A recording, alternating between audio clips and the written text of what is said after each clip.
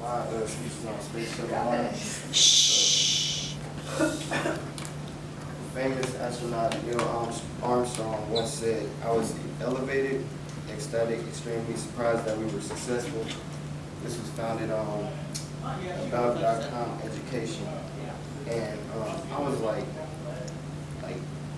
you should be like extremely surprised, because a space shuttle launch, it takes a lot of hard work for a space shuttle launch. It takes a lot of hard work to get it off the ground. But when I interviewed all of you, you guys said 100% of you said that you want to be more informed on space shuttle launches. So from my research, I found some of the most important technology used for a space shuttle launch. These technologies are the avionics and flight controls, the thermal protection system, the space shuttle main engine, payload bay and remote manipulator system, and the aerodynamic design. The avionics and flight controls basically helps guide the space shuttle while it's in flight. The thermal protection system protects the heating of the space shuttle because of all the air resistance that comes with during the flight. The space shuttle main engine, which powers the space shuttle. There are also two other main engines. I couldn't put them in the PowerPoint because we didn't have enough space, obviously. The payload bay and remote manipulator system helps lift the heavy objects off the ground. The aerodynamic design is used to reduce the launch loads. Then there is the weather conditions. It almost has to be perfect for a space shuttle launch to happen. It just can't happen any day of the week. Research shows so many different requirements for a space shuttle launch.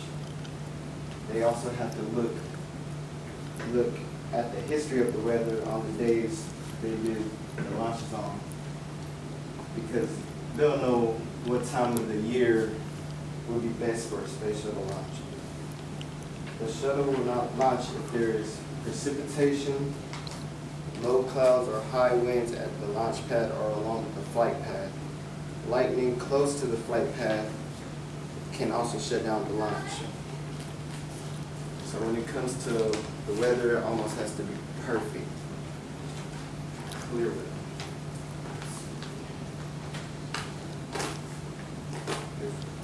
Next, once the space shuttle is airborne, the shuttle reaches a speed of 17,500 miles per hour. And the outside of the shuttle can heat up to 1,650 degrees Celsius, which is 3,002 degrees Fahrenheit. Yeah, so that's pretty hot. Even though the shuttle is going so fast, astronauts says it doesn't really feel like they're going that fast, because when you're 230 miles up in the sky, the Earth moves by slow. Astronauts also say that as you go faster and faster, you get pinned to your seat. So it gets really heavy, and it feels like somebody's pouring sand on you as you get crushed to your chair.